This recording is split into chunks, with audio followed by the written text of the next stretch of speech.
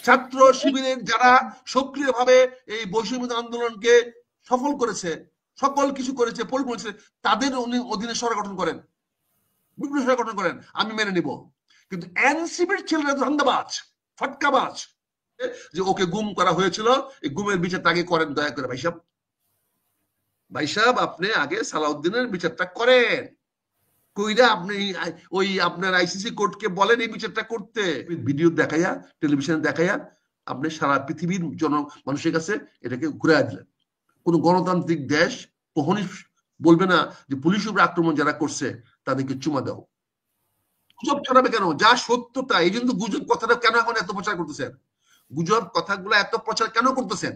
৭১-এর মতো একটা টেলিভিশন, শালা ভাড়া করা একটা টেলিভিশন, সেই টেলিভিশন এখন গুজবের সম্বন্ধে খবর দেয়, যাতে বুঝাইতে চায় এই সরকারের বিরুদ্ধে যে বলা হচ্ছে এগুলো গুজব। এগুলো আমরা বুঝি না। ৭১ টিভি ছিল আগে শেখ হাসিনার দালাল, এখন ৭১ টিভি হচ্ছে সরকারের দালাল। কারণ এই সরকারের তাদের যে মালিক গোলাম মোস্তফা, তার সম্পদ রক্ষা করতে হলে সরকার দালালি করতে হবে। তাহলে এই সরকার কি বলছে? গুমের প্রতিদিন টেলিভিশনে নিউজ দেয়। আগে বলতো যে ওনারা সত্য প্রকাশ করেন, ওনারা আগে বলতেন all views are not news, ওনাদের আগে প্রতিদিন বলতো ভিউজ আর নট নিউজ। ফলে আমরা যখন বিভিন্ন টক শোতে ভিউজ দিতাম, সেই ভিউজ গুলাকে বাতিল করে দেওয়ার জন্য ৭১ টিভি বলতো views are not news, news has to verify. আর এখন ওই ৭১ টিভি এখন বলতেছে যে all news are not news, সে নিউজকে ভেরিফাইড হতে হবে। ভেরিফাইড মানে কি? এনসিপি তো বলছে বিএনপি ভারতের সুরে কথা বলছে, ভারতের সুরে ভারত নির্বাচন চায়, বিএনপি নির্বাচন চায়। তো সেই ক্ষেত্রে আমরা সেনা প্রধানও নির্বাচন, সেনা প্রধানও নির্বাচন চায়। কি বললাম, ও তো আমার শিশু, ও তো অনরিজনেবল না, ও তো আমার কোয়ালিফাইড না আমার ফিল্ডে খেলার জন্য। ওদেরকেই তো মোকাবেলা করতে হচ্ছে বিএনপি কে এখন। আমি তো ওকে মোকাবেলা করতে, ও তো আমার তো অপোনেন্টই না সে। আমি খেলি সুপার লিগে, ও তো এখন শিশু লিগে খেলে। ও তো শিশু লিগে, থার্ড ডিভিশনে ফুটবল প্লেয়ার নিয়ে আমি কেন চিন্তা করবো? সে তখন দেয় যারা ধান্দাবাজ, যারা প্রতারক, সরকার দেয়, সরকার দেয়। আমি সরকার দেখি, আমি জানি যারা ধান্দাবাজ, যারা প্রতারক, তারা দেয়। ভালো মানুষ দেয় না। ভালো মানুষ কখনোই তৃতীয় থার্ড ডিভিশনের প্লেয়ারের সঙ্গে ফার্স্ট ডিভিশনের প্লেয়ার তুলনা করে না। এটা বুঝতে হবে তো। আমি তো প্রকাশ্যে বলছি, বৈষম্য ছাত্র আন্দোলন আমার শ্রদ্ধার, আমার সম্মানের, তারা বিপ্লবী, তাদের সরকারকে আমি সমর্থন করি। ওই বিপ্লবী সরকার আমি চাই। কিন্তু তাহলে আপনি জুলাই সনদ চান না কেন? জুলাই সনদ চান না কেন? জুলাই সনদ কি দিবে? জুলাই সনদ দিবে তো বৈষম্য ছাত্র আন্দোলনের ওই সময়কার নেতারা। এখন জুলাই তো হবে জুলাই 2026। এটা কি করে 2025 সনদ হবে? কি করে হয় জুলাই সনদ? আর এরা তো এনসিপি হয়ে গেছে, এরা তো আর বৈষম্য ছাত্র আন্দোলনে নাই। বৈষম্য ছাত্র আন্দোলনের দেন আপনি, বৈষম্য ছাত্র আন্দোলন সরকার গঠন করেন, বৈষম্য বিরোধী ছাত্র আন্দোলনে যারা ছিল আন্দোলন করেন, ইভেন কি শিবিরের ছেলে যারা আন্দোলনে সবার আগে ছিল তাদেরকে নিয়ে সরকার গঠন করেন, আমি ওয়েলকাম করব। ছাত্র শিবিরের যারা সক্রিয়ভাবে এই বৈষম্য আন্দোলনকে সফল করেছে, সকল কিছু করেছে, পরিকল্পনা করেছে, তাদের অধীনে সরকার গঠন করেন, বিপ্লবী সরকার গঠন করেন, আমি মেনে নিব। কিন্তু এনসিপির ছেলেরা ধান্দাবাজ, ফটকাবাজ, প্রাধান্য দেয়, তাহলে দেখ, আমি তো বলি নাই তুমি দাও, কিন্তু তুমি ডিসেম্বরের পরে থাকতে পারবে না, এটা আমি বলে দিচ্ছি। তুমি এনসিপি প্রাধান্য দাও, আমি তো বলি নাই যে প্রাধান্য দিতে পারবে না, দাও, তুমি প্রাধান্য দাও, তুমি হাসিনাকে প্রাধান্য দাও, হাসিনা আক্তারকে প্রাধান্য দাও, অসুবিধা কি আছে? হাসিনা আক্তার যা বলে দাও, তুমি পিনাকিকে প্রাধান্য দাও, পিনাকি ভট্টাচার্য যা বলে তাই শুনো, আমার তো কোনো আপত্তি নাই।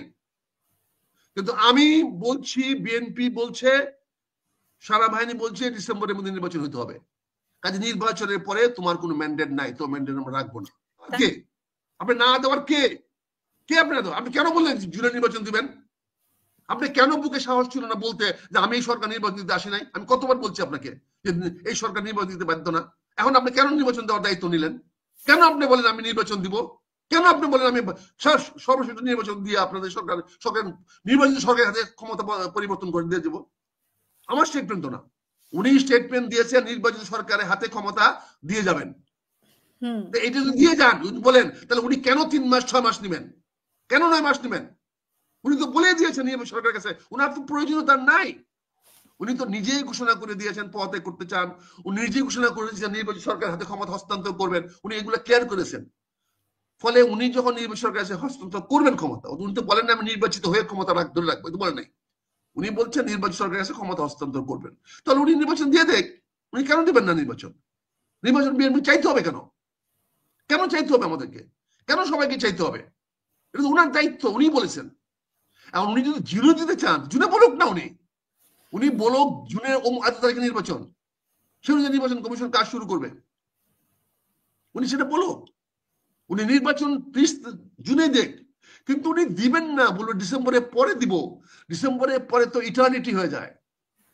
উনি যদি একবার ডিসেম্বরের পরে যেতে পারেন, জুনের পরে যেতে পারবেন না এরকম নিশ্চয়তা নাই। আমাকে শেষ পর্যন্ত যুদ্ধ করতে হবে, শেষ পর্যন্ত সংগ্রাম করতে হবে, আমাকে জুনে আন্দোলন করতে হবে। যে আন্দোলনটা জুনে করা দরকার ছিল, সেই আন্দোলনটা যদি আমি ডিসেম্বরে করব। বিএনপি যে আন্দোলনটা 2023 সনের ডিসেম্বরে করা দরকার ছিল, অক্টোবরে করা দরকার ছিল, সে অক্টোবরে যদি সে সফল করতো, সে আত্মহত্যা দিতে পারতো, যদি 100-200 দুঃখ মারা যেত সেদিন, তাহলে সরকার ওই অক্টোবরের পরে থাকতো না। অক্টোবরের পরে এই সরকার ক্ষমতা থাকতো না, এই সরকার পরিবর্তন হইতো। আমরা সেদিন রক্ত দিতে পাইনি বলেই এই সরকার 24-এ নির্বাচন করতে পেরেছে। আমরা রক্ত দিতে পাইনি বলে, নির্বাচন ঠেকাতে পারিনি বলেই এই সরকার টিকে গেছিল। বিশ্বাসযোগ্য এই সরকার বিশ্বাসযোগ্য না, এই সরকার ধান্দাবাজ, ধোঁকাবাজ। এই সরকার প্রমাণ করে ফেলেছে এই সরকার যা বলে তা করে না, আর যা করতে চায় তা বলে না। কাজে এই সরকার ধোঁকাবাজ। এই সরকারকে নিয়ে তো আমার চিন্তা নাই। এখন এই সরকার যদি ভালো হিতে বা নির্বাচন দেয় ডিসেম্বর, তাহলে হিতে নির্বাচন হবে। আর যদি ডিসেম্বর মধ্যে নির্বাচন ঘোষণা না করে, সে ঘোষণা করতে হবে অক্টোবর মাসে। অক্টোবরের মাসের 30 সেপ্টেম্বর থেকে এই সরকারের বিরুদ্ধে বিএনপি তার নতুন তরুণকে নিয়ে সংগ্রামে নামবে। তাতে যদি একটা গৃহযুদ্ধ হয়, উপায় নাই, আমাদের গৃহযুদ্ধ মেনে নিতে হবে। আমরা দেশটাকে দ্বিখণ্ডিত করতে পারবো না, আমরা দেশটাকে খণ্ডিত করতে পারবো না, আমরা দেশটাকে এই মানুষের কাছে ইজারা দিতে পারবো না, ভাড়া দিতে পারবো না। আমরা যুদ্ধ করে মরতে পারবো। আমরা দেশে অখণ্ড রক্ষা করার জন্য, সার্বভৌমত্ব রক্ষা করার জন্য, স্বাধীন রক্ষা করার জন্য আমরা যুদ্ধ করে মরতে পারবো। এবং সেই যুদ্ধটা আল্লাহর রহমতে ইনশাল্লাহ শুরু হবে 1 অক্টোবর 2025 সন থেকে, যদি সরকার নির্বাচনের তারিখ ঘোষণা না করে। এই ইন্ডিকেশনে দিয়েছে। এবং গতকালকে সালাউদ্দিনকে দিয়ে প্রতিনিধিত্ব করার মাধ্যমে বিএনপি প্রমাণ করে দিয়েছে যে আপনার গ্রেড হলো আমাদের সবার নিম্ন গ্রেড। বিএনপি নেতাদের সবচেয়ে নিম্ন গ্রেডের সমান হলো ডক্টর ইউনূসের গ্রেড। কারণ ডক্টর ইউনূস সাহেবের সভাপতিত্বে এই মিটিংটা হবে, এটা উনি ঘোষণা করেছেন। অনুষ্ঠানে প্রধান অতিথি থাকবেন ডক্টর ইউনূস সাহেব। তারপরে এটা বুঝেন না উনি, ওনার শরম নাই এটা, যে সেখানে সালাউদ্দিন যায় কেমনে? সালাউদ্দিন কত নম্বর নেতা? যদি আমির খসরু যাইতো তাও বুঝতাম, যদি গসচন্দ্র যাইতো তাও বুঝতাম, মির্জা আব্বাস গেল বুঝতাম, খন্দকার মুশাররফ বাদে দিলাম, মঈন খানকে বাদিয়ে দিলাম। আপনি আমাদের মহাসচিব তো দেশে নাই, কজ আছে। কিন্তু সালাউদ্দিনকে দিয়ে বুঝাই দিল যে আপনি হলেন আমার 17 নম্বর নেতার সমান, আপনার সঙ্গে আমার কথা বলে 17 নম্বর নেতা। এবং 17 নম্বর নেতা পরের দিন গিয়ে আপনার আদালতে মামলা দিয়ে আসছে যে ওকে গুম করা হয়েছিল, এই গুমের বিচারটা আগে করেন দয়া করে ভাই সাহেব। ভাই সাহেব আপনি আগে সালাউদ্দিনের বিচারটা করেন, কইরা আপনি ওই আপনার আইসিসি কোর্টকে বলেন এই বিচারটা করতে। এই সোশ্যাল মিডিয়া নিয়ে তো আপনাকে নিয়ে আলোচনা হয়, তখন আমরা কি করবো? আমি কি আপনাকে বিয়ে করে ফেলবো? এটা কি সম্ভব? বলেন। সোশ্যাল মিডিয়া কি বলে না বলে এটা যদি সব দেখি, কত কথাই বলে।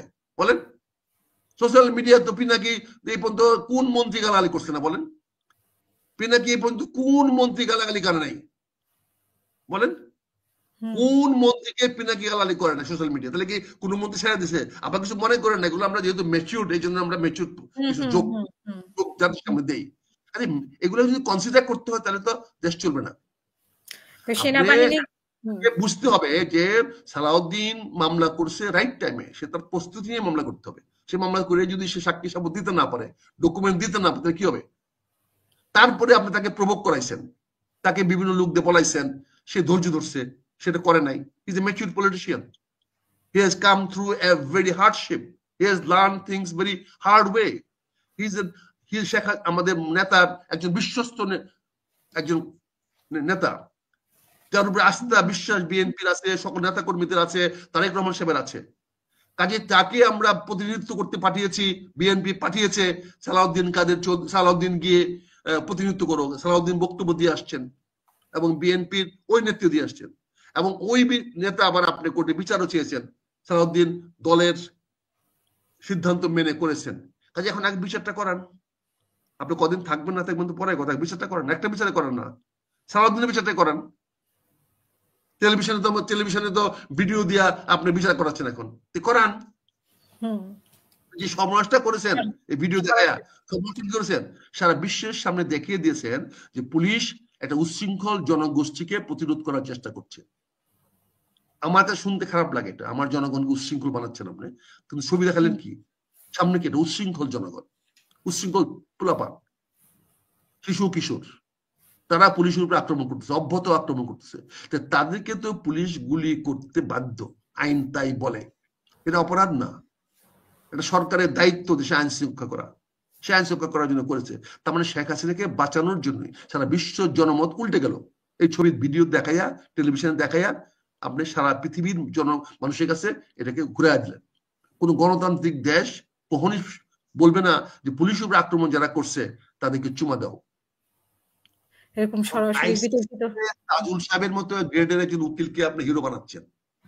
আইসিসি তাজুল বাংলাদেশে যতজন অ্যাডভোকেট আছে তার গ্রেডিং যদি করেন, কত নম্বর গ্রেডিং এ, his good friend of mind, আমার ভালো বন্ধু মানুষ করে, সে আমাকে ভালো সম্মান করে, শ্রদ্ধা করে, কিন্তু তাজুল কি এই ধরনের কোর্টের একজন হওয়ার মতো কি যোগ্যতা তার আছে? আপনি দেখেন না কত নম্বর উকিল। সরাসরি দেখায় কি প্রমাণ করতে চাচ্ছিল, মানে সরকার কি মানে সরাসরি বিচার হচ্ছে বা বিচার আগাচ্ছে, এগুলো কি? সরকার তো হলো রং লোকের হাতে পড়ে গেছে, ভুল লোকের হাতে পড়ে গেছে।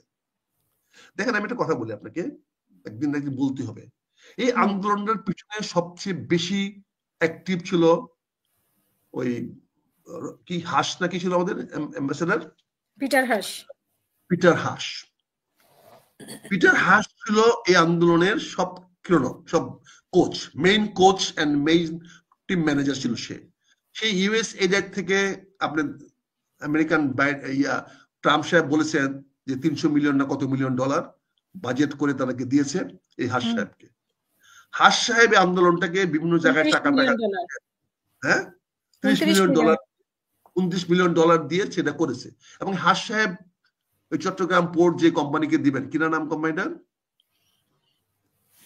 কোম্পানিটার নাম এই মুহূর্তে তো আমি বলতে পারবো না। হ্যাঁ, ওই কোম্পানি আবার লিগ্যাল, ওই কোম্পানির আবার কনসালটেন্ট এখন। ওই যে কোম্পানিটাকে আপনি দিচ্ছেন, আমি ভুলে গেছি না, আমাদের মানে যারা অর্থ দিয়েছে তার সেই কোম্পানিটা, যারা চিটাগাং পোর্টটা হ্যান্ডেল করার জন্য পেয়েছে, সেই কোম্পানি কি 29 মিলিয়ন ডলার দিয়েছিল। সেই কোম্পানির এখন কনসালটেন্ট হচ্ছে ওই হাস সাহেব। কানেকশন গুলো দেখেন। তাহলে কি হচ্ছে, 29 মিলিয়ন ডলার এখন ওখান থেকে আয় হয়ে যাবে যে বাংলাদেশে যেটা ইনভেস্ট করেছে। তো এইটা নিশ্চয়ই ওই কোম্পানির কোন পোর্টফোলিও বা কোনো হিসাব বানিয়ে ইউএসএ রেখে দিয়েছে যে আমরা এই কাজ করে এই করব করে আমরা এখান থেকে এই আয়টা করব, এই আয়টা তোমাকে আমি ফেরত দিব। হয়তো দান হিসেবে দেয় নেই, 29 মিলিয়ন দান হিসেবে দেয় নেই, লোন হিসেবে দিয়েছে। এবং এই পিটার হাস এটা করেছে। এখন পিটার হাস বা আমরা যারা তখন সিআই এর অনুগত ছিলাম, সিআই দালাল ছিলাম, আমরা রড দালাল ছিলাম, এটা এখন পরিবর্তন হয়ে গেছে। এখন কার দালাল আসছে? এখন ট্রাম্পের সিআই দালাল আসছে। আমরা ওই সময় যখন ডিজিএফ এর দালাল ছিলাম, এনএসএ এর দালাল ছিলাম, ওই ডিজিএফ এনএসএ এখন নাই। এখন ওই ডিজিএফ এনএসএ নতুন ডিজিএফ অফিসার আসছে, নতুন দালাল আসবে, নতুন স্টাফ আসবে। সিআইও তো পরিবর্তন হয়ে গেছে। বাইডেন সাহেবের যে দালাল গুলা ছিল, তৎকালীন সিআইডির যে দালাল গুলা ছিল, হাস সাহেব ছিল, বা আমরা যারা ছিলাম, অনেকে যারা ছিলাম এই আন্দোলনের পক্ষে যারা ছিলাম, এটা তো ট্রাম্প সাহেবের দালাল না, ট্রাম্পের সিআইডি ইনফরমার না। ট্রাম্পের যে সিআইডি এখন তৈরি করা হয়েছে সেই সিআইডি তো না, সেই সিআইডি তো স্টাফ বদলে ফেলেছে। ইউএস সিআইডি তো বাংলাদেশে না, অ্যাবলিশ হয়ে গেছে। তাহলে এখন যারা নতুন হচ্ছে তাদেরকে কি ট্রাম্প সাহেব দায়িত্ব দিবে? আমার ইউনুস সাহেব তো হল বাইডেনের লোক, ডেমোক্রেটদের লোক, সে তো ট্রাম্পের না, রিপাবলিকান লোক না। তাহলে ট্রাম্প কেন বা ইয়াকে ইউনুস সাহেবকে রাখবে?